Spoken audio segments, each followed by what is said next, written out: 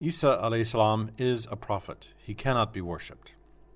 Imam Fakhruddin Razi, rahmatullahi alayhi, a great Islamic savant, the author of the Tafsir-i-Kabir and also various other valuable books, wrote while explaining the 61st ayat of Surah Ali Imran. When I was in Harazm, I heard that a priest had come to the city and was striving to spread Christianity. I called on him. We began to talk. He asked what was the evidence to demonstrate the fact that Muhammad alayhi salam was the prophet. I answered him. Fakhruddin Razi. As it is stated that Musa, Isa, and other prophets alayhimus salam demonstrated wonders and miracles, so we read and hear about the miracles of Hazrat Muhammad alayhi salam. This news is unanimous. You are free to accept or refuse these unanimous reports. If you refuse and say that manifesting miracles does not signify prophethood, you will have to deny the other prophets as well. If you admit that the reports transmitted in a common way are correct and that the person who performs miracles is a prophet, you will have to admit that Muhammad alayhi salam was a prophet too. For Muhammad alayhi salam showed miracles, and those miracles were communicated to us commonly and unanimously, so they must be dependable. Since you believed the other prophets on account of the fact that they showed miracles, which also were communicated commonly and unanimously, you have to believe that Muhammad alayhi salam was a prophet also. The priest responded, I believe that Isa alayhi salam was a god, not a prophet. God means idol. All the things that are worshipped are called God. The name of Allah Ta'ala is Allah, not God. There is no God but Allah Ta'ala. It is wrong and very disgusting to use the word God instead of Allah.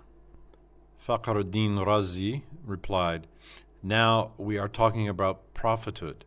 We should understand first what prophethood is before talking about divinity. Moreover, your claiming that Jesus alayhi salam was God is completely false. God has to always exist. Then substances, objects, things that occupy a place cannot be gods. Isa alayhi salam was a substance. He came into being after he had been non-existent and, according to you, he was killed. Formerly, he was a child. Then he grew up. He ate and drank. He talked as we do now. He went to bed, slept, woke up, and walked. He needed many things in order to stay alive, as any man would. Can a needy person ever be free from want?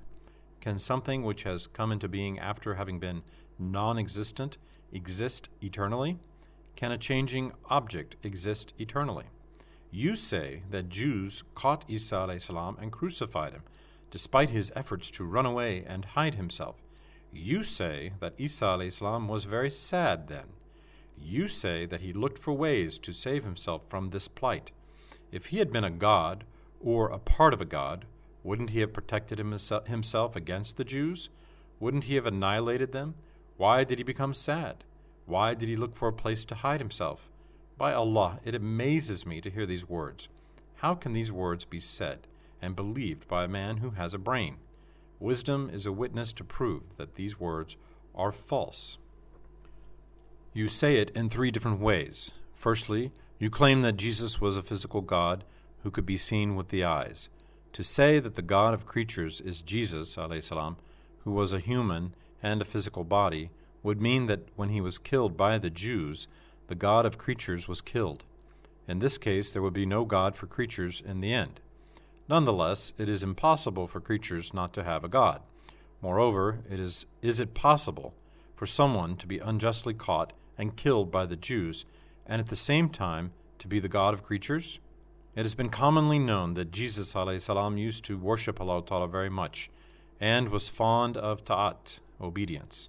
If Jesus alayhi salam had been God, he would not have worshipped nor been fond of ta'at.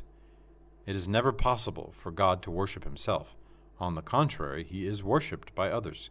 Hence, the priest's words are ridiculous. Secondly, you claim that God penetrated into him, and he is the Son of God. This belief is wrong because God cannot be a substance or attribute.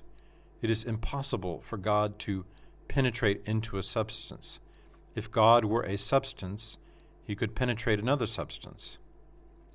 If something penetrates into a substance, it must be a substance too, and after penetration, two substances will be mixed together. That would mean a God divided into pieces. If God were an araz or attribute, he would need a location, a residence. And again, this would mean that God needed something else. Someone who needs something else cannot be God. What was the reason for God's penetrating into Jesus alayhi salam? Penetration without a reason is tarjihun bila murajjeh. We have already proved that this is nonsensical, and we have explained this fact in our book Could Not Answer, where we have proved also that Allah Ta'ala is one. Thirdly, you say he is not God, but some part of God that penetrated and settled into him. In this case, if the part that entered him is effective enough to make him God, when the part left God, then God would be incomplete in being God. If the part is not effective enough to become God, this part cannot be deemed to be part of God. What is your proof to claim that Jesus alayhi salam was God? The priest responded, he is a God because he used to enliven the dead, cure the congenital blind, and heal the itchy white specks on the skin, which are called leprosy. Such things can be done by God only. Fakhr ud-Din Razi responded, if there is no proof, no sign to demonstrate the existence of something, can that thing be said to be non-existent? If you say that it can be, and that it does not exist, you will have denied the existence of a creator when you say that there was nothing eternally before. In this case, your words will be nonsensical, for all creatures are proofs and signs which demonstrate the existence of Allah Ta'ala. If you say that something to be inferred through evidence may exist even if there is no evidence, in that case, you will have accepted the existence of a creator when creatures did not exist in the past eternity. If you say that when Jesus was non-existent in the past eternity, God penetrated into him, in that case, your claim will be something accepted without evidence. For Jesus was created later. His existing in the past eternity means there is no evidence. While you accept without evidence that God entered Jesus alayhi salam, how do you know that he has not entered me, you, animals, or even plants and stones? Why don't you accept without evidence that these also may have been penetrated? The priest responded, the reason why he entered Jesus alayhi salam and did not enter you, me, or others is clear. It is because he performed mujizas. No unusual things were performed by you, me, or others. Hence it is understood that God penetrated into Jesus, but not into any others. Fakhr ud-Din Razi responds, you show his mujizas as a proof to claim that God entered him. How can you claim that unless we perform a mujiza, God cannot enter? It would be impossible for you to claim that God does not penetrate into you, me, and others because we have not done unusual things. For we have already agreed with you on that there is no need to prove the existence of the thing inferred. Hence, having been penetrated does not require one to perform mujizas, i.e. unusual, extraordinary things. Then you have to believe that God has entered me, you, the cat, the dog, and the rat. Then is it possible for religion to be true that causes us to believe that God has entered these low creatures? Making a snake from a stick must be more difficult than enlivening the dead, for the stick and the snake are not close to each other in any respect. While you do not call Hazrat Moses a god or the son of God, though you believe that he made his rod turn into a snake, why do you call Hazrat Jesus God or such and such? The priest, being unable to find an answer to my arguments, had to stop talking. Islamic savants have written many books to refute Christianity. Some of the famous ones are Tuhfat al-Arab, Arabic and Turkish, Diya al-Qulub, Turkish, Idhar al-Haq, Arabic and Turkish, As-Sirat al-Mustaqim in Arabic, Idha al-Miram in Turkish, Jevab Veremedi in Turkish, Could Not Answer in English, Midhan al-Mawadin, Persian, Irshad al-Hiyara, Arabic, Rad al-Jamil, Arabic and French. A few earlier pages from the book Idha'ul Miram have been appended to the end of the book Could Not Answer. Confessions of a British Spy was published in the Arabic, English, and Turkish languages in Istanbul in 1991. Most of today's Christians believe that the four Gospels authorized by the priestly Nicene Council are the true Injil, or Bible, that descended from heaven. Trinity, which is written in the Gospel of John, is the basis of their creed. Isa, or Jesus, is not a god. He is the messenger of God. God, who is one and eternal, loves him very much and makes and creates whatsoever he wants him to. Therefore, from him do we ask for all our needs, and with this intention do we prostrate ourselves before him and before our idols, which are his representatives. Father and Son means a person who is loved very much, they say. By Son of God, we mean that God loves him very much, they say. Those who hold this belief are called the Ahl Kitab, people of the book. On the other hand, Christians who believe that Isa alayhi salam or any other creature possesses the attribute of uluhiyat, or deity, and who say he too is eternal and he too creates everything, they become mushriks, or polytheists.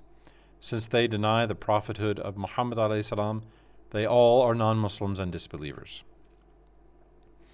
Allah Ta'ala creates good things with his attribute Rahman, and evils with his attribute Qahar. In this world, good and useful things are mixed with evils and harms. Allah Ta'ala, being very merciful, created in man a special power to distinguish good deeds from evil ones. This power is termed aql, mind, wisdom, reason. And since the aql would be unable to do this job of discrimination in the full sense, Allah Ta'ala himself pitied his slaves and did this job of discrimination. Separating good and bad deeds from each other, he informed his slaves about them via his prophets, commanding the good deeds and prescribing the evil ones. These commandments and interdictions of Allah Ta'ala make up what has been called deen, faith, religion. The religion taught by Isa alayhi salam and that of Moses, or Musa alayhi salam, were interpolated by people with philosophical ideations written by Plato and the like. So those two religions lapsed into polytheistic cults, so that they no longer were heavenly religions. The deen, religion taught by Muhammad alayhi salam, is called Islam. A person who denies the fact that religions are revealed by Allah Ta'ala will become a kafir, unbeliever or disbeliever.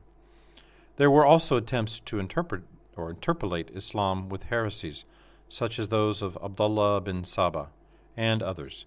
Yet the scholars of Ahl Sunnat forestalled them. Minds of people who lived in the same places as did the Sahaba and the scholars of Ahl Sunnah were quite successful in the job of discrimination between good and evil, thus supplying their owners a peaceful life. Thereby they established an Islamic civilization in the Middle Ages. Their minds are called Aql-i-Salim.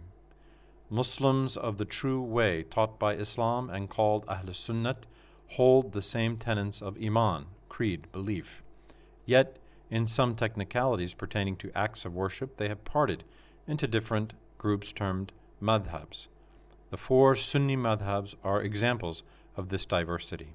People who concoct heretical madhabs hold heretical beliefs as well.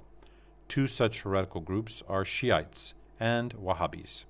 A person who believes Muhammad a.s.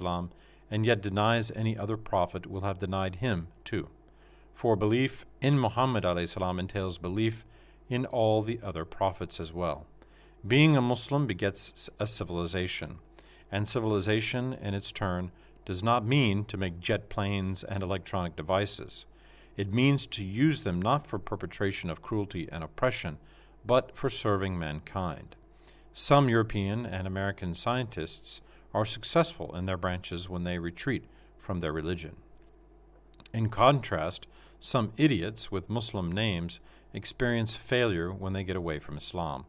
The reasons deserve an in-depth analysis. Wake up, you, man of wisdom, open your eyes, invoke Allah, the Beautiful. Don't you ever abandon the way He shows. Invoke Allah, the Beautiful. Perform your namaz 5 times daily, and fast in the blessed month of Ramadan. Pay zakat if you have enough property. Invoke Allah, the Beautiful. One day your eyes will lose their sight, and no more will your ears ever hear. Never again will you ever have this chance. Invoke Allah, the Beautiful. Look on health as a fortune to seize on, and every hour as a great blessing. Live in obedience to His injunctions. Invoke Allah, the Beautiful. Do not squander your life in trivialities, nor let your nafs be powerful. Wake up, do not sink into oblivion. Invoke Allah, the Beautiful. Mortal as your sins may be, do not give up hope. He is so magnanimous. His pardon abounds, and so does His kindness. Invoke Allah, the Beautiful. At the time of dawn, His compassion showers onto all countries, the world over. At that time will your heart become purified. Invoke Allah, the Beautiful. Make dhikr of the name of Allah, and thereby let your soul and your heart rejoice it. Sob and bewail as does the Philomel. Invoke Allah, the Beautiful.